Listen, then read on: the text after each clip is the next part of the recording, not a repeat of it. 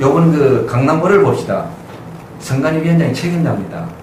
그 책임 안 지잖아요. 예, 관리를 다 했습니다. 네.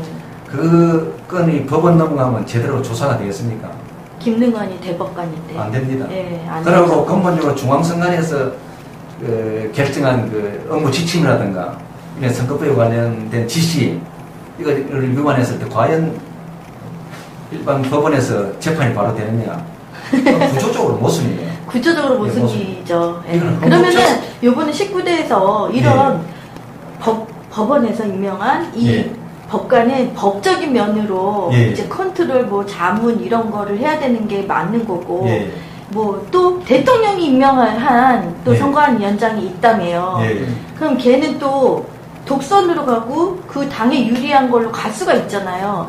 그러니까 이런 모순들을 어떻게 하면 그걸 바꿀 수 있을까? 라는 토론들이 이루어져야 된다는 거죠. 근데 우리가 너무 지금 촉박해. 6개월밖에 안 남았어요. 토론도 이루어지고 또 법률적으로도 법을 개정해서 중앙선거관리원은 선거만 관리하고 사법부 대법관은 중앙선거관리원에 맡지 말고 나중에 정성이 발생할 때 선거 정성이 발생할 때 사법적 차원에서 심판하고 재판하는 걸 분리해야 된다 이겁니다. 그러니까 그런 내용이 충분히 이번 대통령 선거 전까지 이루어져야 해가지고 실제로 적용이 될 수 있게끔 하는 것이 급선무라고 저는 생각합니다. 제가 말씀을 드릴게요. 저는 내부에 근무를 했기 때문에 구체적으로 말씀드릴게요. 그 중앙선관위 위원장은 지금까지 대법관이 계속 해왔습니다. 관례로. 사실은 호선을 하는데 호선하면서 형식적으로 대법관을 위원장을 해왔습니다. 위원장을 해오면서 사실은 요즘 직원이 3,000명에 육박합니다. 그러면 그분이 상근을 하시면서 관장을 해줘야 된다. 상근을 하지 않고 법원에서 재판을 하고 있습니다. 김능환 법원에서 임명한 김능환 이 선관위원장은 상근을 안 하고 지금 대통령이 임명한 것이 아니고요. 대통령이 대법원에서 지명을 합니다. 대법원 지명을 해요? 그래가지고 선관위 대통령이 또 대통령이 지명한 대법원장이 이제 지명을 하는 거고. 그러니까 추천을 하면 이렇게 임명을 하고 그러시는 거죠? 대통령이 지명하신 분은 대통령이 3분을 지명할 수 있습니다. 3분을 지명할 수 있는데 그 중에 한 분은 중앙선관위에서 상임위원으로 계속 상근을 합니다. 그분은 사실은 이제 위원장의 부위원장격이죠. 상근을 하면서 위원장이 상근을 하지 않으니까 그분이 모든 업무를 총괄 관장을 합니다. 그리고 어떻게 보면 이중적인 구조입니다.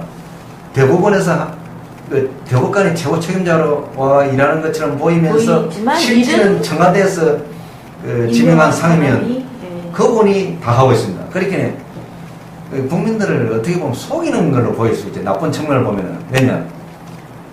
그 대법관이 오죽 양심적으로 잘하지 않나 이렇게 생각하는데 그게 아니다는 거예요.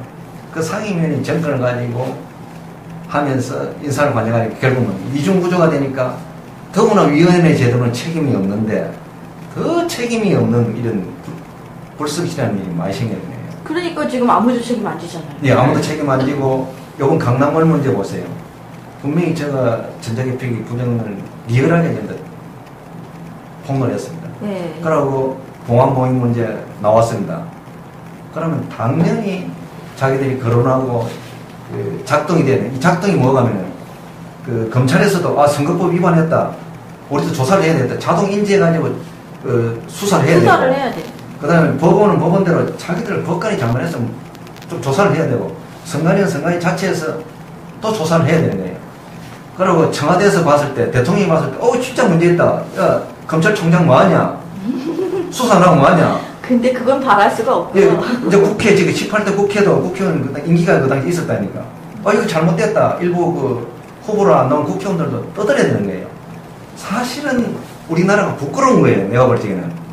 그 작동이 제대로 돼줘야 이 나라가 민주주의인 거예요. 그렇죠. 그래서 저는 이 나라는 민주주의가 그냥 그날 제 방송을 보고 열받아서 온 사람들 그리고 그 근처에서 그런 걸 보고 열받아서 온 사람들 그 사람들 난리치다가 그냥 끝나버린 거예요. 그 점에 대해서 구조적으로 모순된 점을 제가 한마디 하겠습니다. 자, 중앙선거관리위원회가 이번에도 투표함 봉인 문제가 발생해서 현장에서 무수히 반대과 투쟁이 있었고 항의가 있었는데, 그렇다면 이것은 명백히 불법 행위입니다. 불법 행위죠. 예. 그러면 문제를 제기하면 검찰이나 법원 쪽에서는 명백하게 사실을 규명하고 처벌하는 방향으로 가야 되지 않습니까? 그런데 그 선거를 관리하는 것이 중앙선거관리위원회 이하 선거관리, 지역구 선거관리 담당 직원들입니다. 그러면 이 문제를 왜 풀리지 않느냐? 결국은 중앙선거관리위원장이 대법관입니다.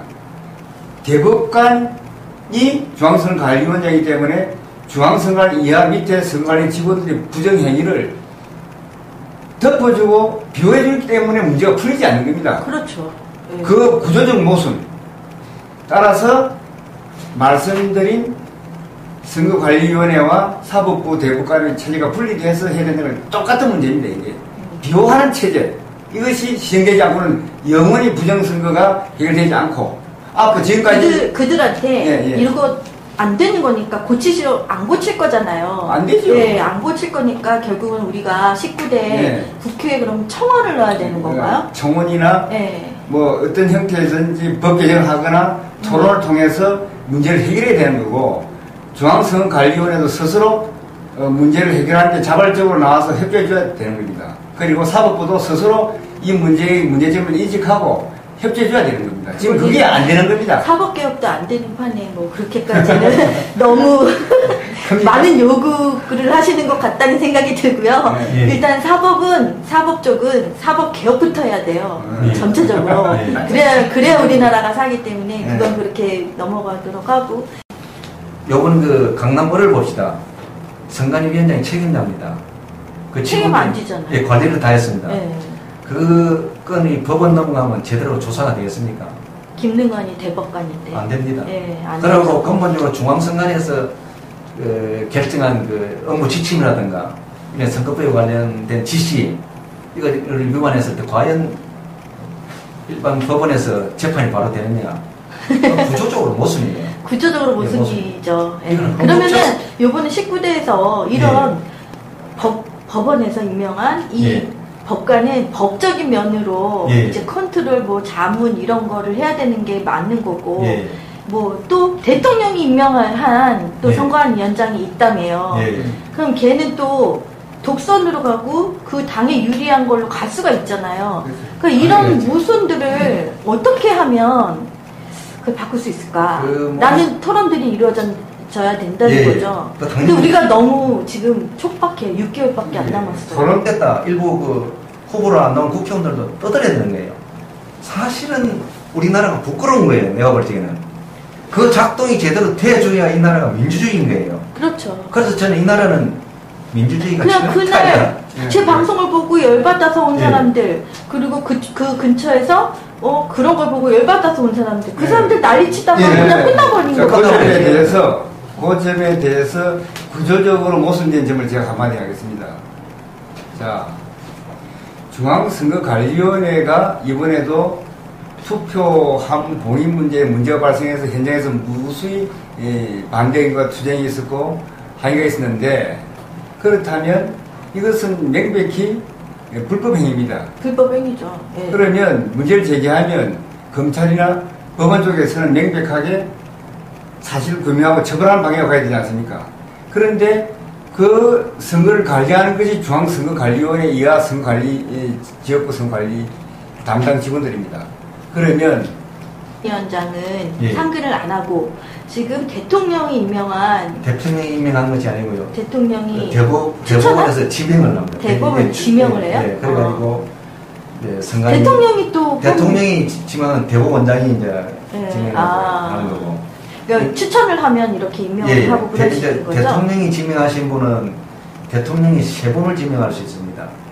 3분을 지명할 수 있는데 그 중에 한 분은 그 중앙선관위에서 상임위원으로 계속 상근을 합니다. 그분은 사실은 이제 위원장의 부위원장격이죠.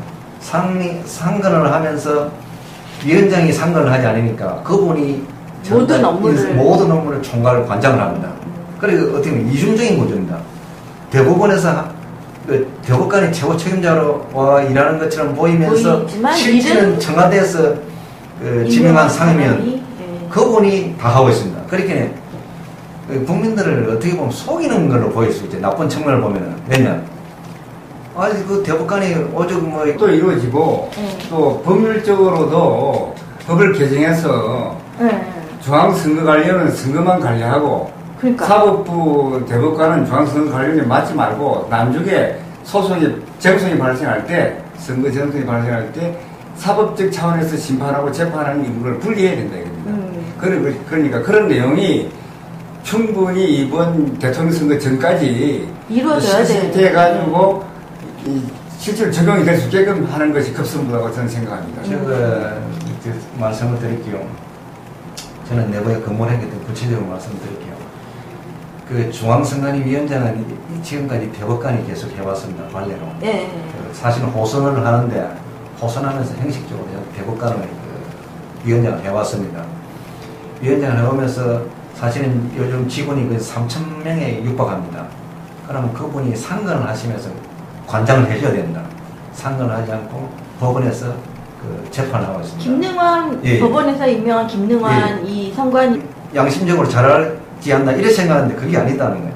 그 상임위원이 정권을 가지고 하면서 인사를 관장하니까 결국은 이중구조가 되니까 더구나 위원회 제도는 책임이 없는데 그 책임이 없는 이런 불성실한 일이 많이 생겼네요. 그러니까 지금 아무도 책임 안 지잖아요. 네, 아무도 책임 안 지고 요번 강남을 문제 보세요.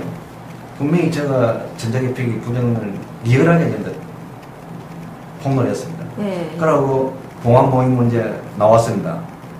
그러면 당연히 자기들이 거론하고 그 작동이 되는 이 작동이 뭐가면은 그 검찰에서도 선거법 위반했다. 우리도 조사를 해야 되겠다. 자동 인지해가지고 수사를 해야 되고. 수사를 해야 돼.